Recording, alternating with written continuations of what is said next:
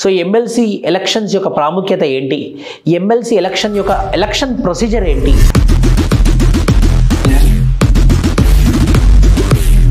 MLC యొక్క counting ఎలా జరుగుతుంది,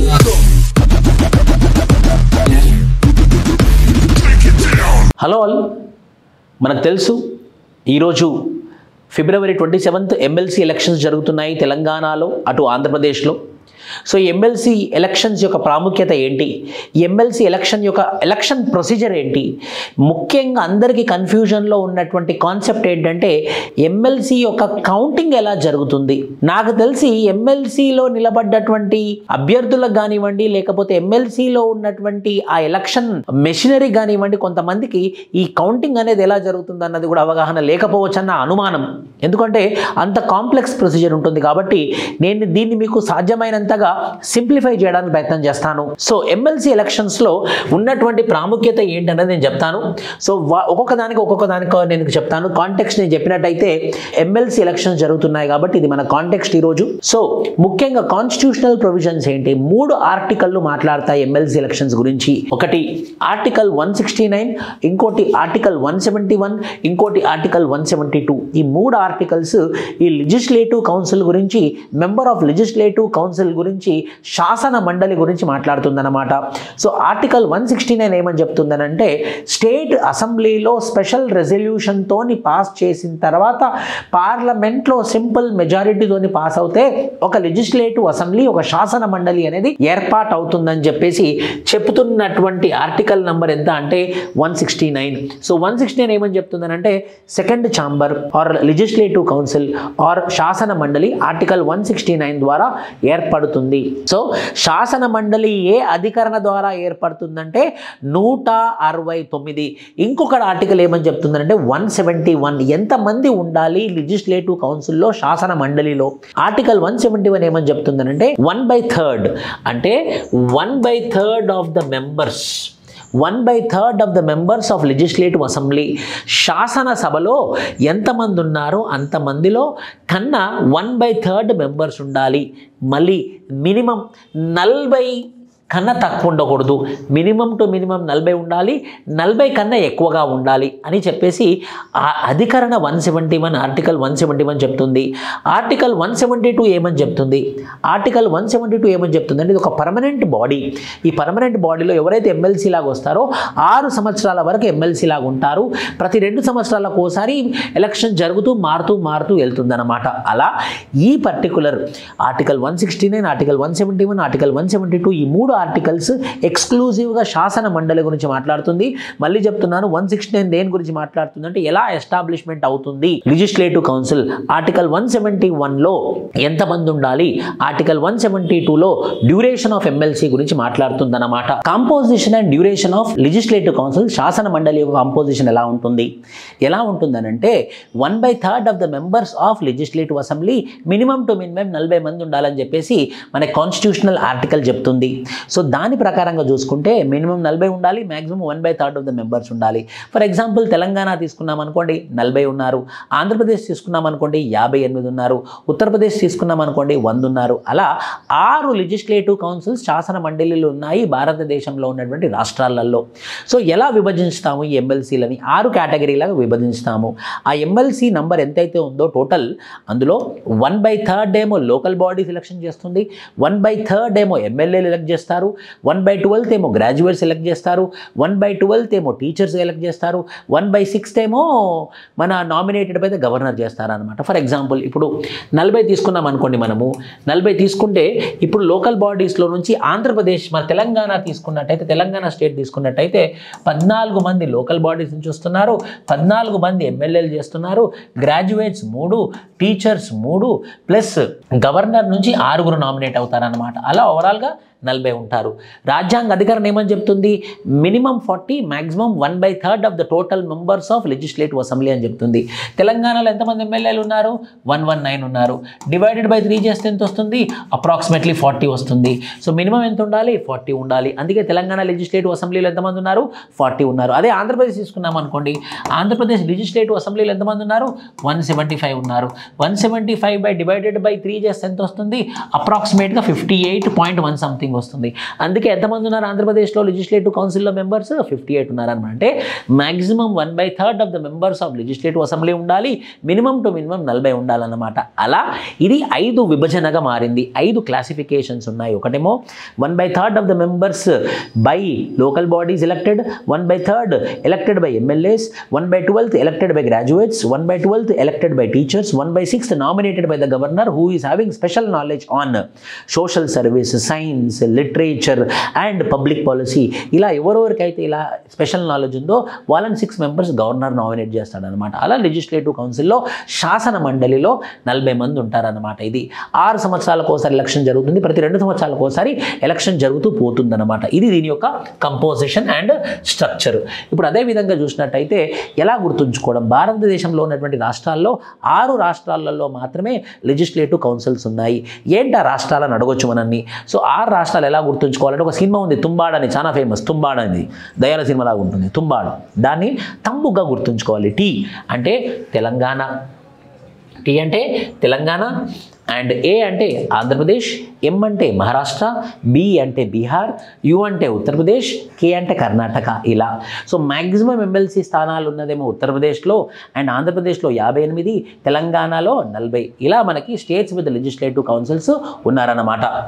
సో ఎలక్షన్ ప్రొసీజర్ ఏంటి? ఎలక్షన్ ప్రొసీజర్, దీని యొక్క ఎలక్షన్ ప్రొసీజర్ ఏంటో కూడా నేను చెప్పాను మీకు. సో దీన్ని ఏమంటామనంటే proportional representation by single transferable vote. Proportional representation by single transferable vote అనే సిస్టమ్ ద్వారా మనం ఎలక్షన్ చేస్తాము. ఏంటది? Proportional representation by means of single transferable vote అనే సిస్టమ్ ద్వారా మనం ఎలక్షన్ చేస్తామన్నమాట.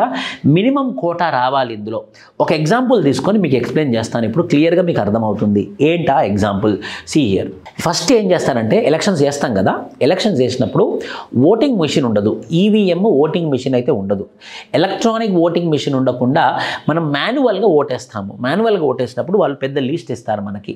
అందులో ఎవరికైతే ఓటేద్దాం అనుకుంటున్నామో వాళ్ళే పెన్ ఇస్తారనమాట. ఆ పెన్తోని మనం మొదటి ప్రాధాన్యత, రెండో ప్రాధాన్యత, మూడో ప్రాధాన్యత అని చెప్పేసి మనం ఆ ఓటు ద్వారా మనం అక్కడ ఆ పెన్ను ద్వారా మనం మెన్షన్ చేయాలి. అంతే, ఇంకేం రాయకూడదు. ఓహో మొదటి ప్రాధాన్యత, రెండో ప్రాధాన్యత ఎవరికి ఇద్దాము 2 అని రాస్తాం. మూడో ప్రాధాన్యత ఎవరికి ఇస్తున్నాము 3 అని రాయాలి. 4వ ప్రాధాన్యత ఎవరికి ఇస్తున్నాం 4 అని రాస్తే అప్పుడు ఆ ఓటు వ్యాలిడ్ అవుతుంది అనమాట. సో ఎమ్మెల్సీ ఎలక్షన్స్ కౌంటింగ్ జరిగేటప్పుడు ఫస్ట్ వాళ్ళు ఏం కౌంట్ చేస్తారంటే ఎన్ని వ్యాలిడ్ ఓట్లు ఉన్నాయి అంటే ఎంతమంది గ్రాడ్యుయేట్స్, టీచర్స్ వ్యాలిడ్గా ఓట్ వేశారు అన్నది వాళ్ళు క్యాలిక్యులేట్ చేస్తారు. అలా క్యాలిక్యులేట్ చేసిన తరుణంలో ఫస్ట్ క్వాంటిటీ ఏంటి? Total valid votes. So votes need to be win. అసలు ఎన్ని ఓట్లు వస్తే మనం గెలిచినట్టు అన్నప్పుడు ఫస్ట్ ఏం కౌంటింగ్ చేస్తారు? ఎన్ని valid votes. So valid votes casted, ఎన్ని ఓట్స్ వ్యాలిడ్ అయినాయి లెక్కేస్తారనమాట. ఓహో ఇన్ని ఓట్లు వ్యాలిడ్ అయినాయా, divided by seats to be fill. అంటే ఇప్పుడు ఒక ఎమ్మెల్సీ అంటే ఒకటే కదా సీట్స్ టు బి ఫిల్, ఒక సీటు. సో 1 + 1 + 1 అంటే ఫర్ ఎగ్జాంపుల్ ఇప్పుడు వ్యాలిడ్ ఓట్స్ కాస్టెడ్ అని ఒక ఎగ్జాంపుల్ తీసుకున్నాం అనుకోండి. నాకు 1200, నాకు చూసినట్టయితే ఎగ్జాంపుల్ తీసుకుంటే 1235 వ్యాలిడ్ ఓట్స్ వచ్చాయి. ఎంతమంది ఎమ్మెల్సీని ఎన్నుకుంటున్నాను? ఒకరికే పోటీ జరుగుతుంది. 1 + 1 + 1. సో ఇప్పుడు ఎంత? 1235/2 + 1. ఇది చేస్తే ఎంత వస్తుంది మనకి? 618 వస్తుంది. ఎవరికైతే 618 వస్తాయో ఆమె గెలిచినట్టు, అతను గెలిచినట్టు, ఆమె గెలిచినట్టు. ఇది క్యాలిక్యులేషన్ అనమాట. సో మొదటగా ఏం చేస్తారు అకౌంటింగ్ చేసేటప్పుడు? వ్యాలిడ్ ఓట్స్ ఎంత అన్నది లెక్కేస్తారు. అంటే పద్ధతి ప్రకారంగా, సిస్టమ్ ప్రకారంగా పిచ్చి పిచ్చి గీతలు గీయకుండా 1, 2, 3 అని ఎవరైతే మెన్షన్ చేస్తారో వాళ్ళు వ్యాలిడ్ ఓట్ కింద వస్తారు. ఆ వ్యాలిడ్ ఓట్ ఎంతమంది వ్యాలిడ్ ఓట్స్ వచ్చాయో డివైడెడ్ బై ఎన్నిటికి ఎంతమంది ఎన్నుకుంటున్నాం? ఒకరిని ఎన్నుకుంటున్నాం. సో 1 + 1 + 1 = 618. ఈ 618 ఓట్స్ ఎవరికైతే వస్తున్నాయో వాళ్ళు గెలిచినట్టు, వాళ్ళు విజేత అని మనకు తేరకులు అయిపోతుంది. సో ఎలా సార్ అది ఎలా జరుగుతుందంటే నేను ఎగ్జాంపుల్ చెప్తాను మీకు. చూడండి, ఇప్పుడు మీరు చూసినట్టయితే ఇప్పుడు ముగ్గురు నిలబడ్డారు. A, B, C ముగ్గురు నిలబడ్డారు. ఫస్ట్ వ్యాలిడ్ ఓట్లు ఎన్ని వచ్చినాయి? 1235 వచ్చాయి. 1235 ఓట్లు వచ్చాయి కదా. మొదటి ప్రాధాన్యత, ఫస్ట్ ప్రయారిటీ ఎవరికి ఇచ్చారు అని చూస్తారు వాళ్ళు. 1235 ఓట్లు వ్యాలిడ్ అయ్యాయి. సో 1235 వ్యాలిడ్ ఓట్లు అయ్యాయి అంటే ఇట్లా తీసుకుందాం మనం. 400, 500, 335, 900, 1235. సో ఇన్ని ఓట్లు మొదటి ప్రాధాన్యత వచ్చింది. ఎన్ని ఓట్లు వస్తే గెలిచినట్టు? 618 ఓట్లు వస్తే గెలిచినట్టు. సో ఈ ముగ్గురే ఉన్నారు కంటెస్టులు, ముగ్గురు అట్లా ఒక 100 మంది ఉన్నారు అనుకుందాం, ఏం కాదు. సో ఇప్పుడు లాస్ట్ ఎవరున్నారు? లాస్ట్ స్టేజ్లో ఎవరున్నారు? సి ఉన్నాడు, 335 ఉంది. సో ఇప్పుడు మనం లాస్ట్లో ఉన్నటువంటి వాళ్ళని ఎలిమినేట్ చేస్తాం అన్నమాట. వీళ్ళని ఎలిమినేట్ చేస్తాం. ఇప్పుడు ఈ 335కి పాపం ఫస్ట్ ప్రిఫరెన్స్ ఇచ్చారు. అంటే ఈ 335 మెంబర్స్ ఏమనుకుంటున్నారు? ఇతని ఎమ్మెల్సీ అయితే బాగుండు అని అనుకున్నారు. సో ఇతను కాలేకపోయాడు. సో ఈ 335 మందిని మనం సపరేట్ తీసుకుంటాం. ఈ 335 మంది ఎవరైతే సికి ఫస్ట్ ప్రిఫరెన్స్ ఇచ్చారో వాళ్ళని సపరేట్ తీసుకొని వాళ్ళలో సెకండ్ ప్రిఫరెన్స్ ఎవరికి ఇచ్చారు? ఇప్పుడు వాళ్ళలో సెకండ్ ప్రిఫరెన్స్ బికి ఇచ్చారనుకోండి, వాళ్ళలో సెకండ్ ప్రిఫరెన్స్ ఏకి ఇచ్చారనుకోండి, అన్ని ఓట్లు వస్తాయి. అంటే ఫర్ ఎగ్జాంపుల్ ఇప్పుడు 335లో ఈ 335 మంది సెకండ్ ప్రిఫరెన్స్ బికి 200 ఇచ్చారు, ఏకి 135 ఇచ్చారనుకోండి. సో అంటే ఏంటి? ఈ ఫస్ట్ ప్రిఫరెన్స్ ఇచ్చినటువంటి వాళ్ళు నా సెకండ్ ప్రిఫరెన్స్గా ఈ బి అనే అతను ఎమ్మెల్సీ అయితే బాగుంటుంది, లేకపోతే ఏ అనే అతను ఎమ్మెల్సీ అయితే బాగుంటుంది అని చెప్పేసి వాళ్ళు డిసైడ్ అవుతారు. సో అందుకే వాళ్ళు సెకండ్ ప్రిఫరెన్స్ ఇచ్చారు. ఆ సెకండ్ ప్రిఫరెన్స్ ఇచ్చినటువంటి బి ఈ 335లో బికి సెకండ్ ప్రిఫరెన్స్ ఇచ్చిన వాళ్ళు ఎంతమంది? 200. సో 200 యాడ్ అవుతుంది. ఈ 335లో నా సెకండ్ ప్రిఫరెన్స్కి ఏకర్ ఎంతమంది ఇచ్చారు? 135 ఇచ్చారు. సో ఇది 135 అయింది. సో ఎంతమంది అయింది? 535 అయింది. ఇది ఎంతమంది అయింది? 700 అయింది. కానీ ఎంత రావాలి? 618 రావాలి. సో విజేత ఎవరు?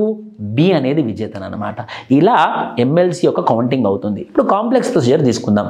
ఒక 10 మంది నిలబడ్డారు అనుకుందాం. A B C D E F G H 1 2 3 4 5 6 7 8 అనుకుందాం. 8.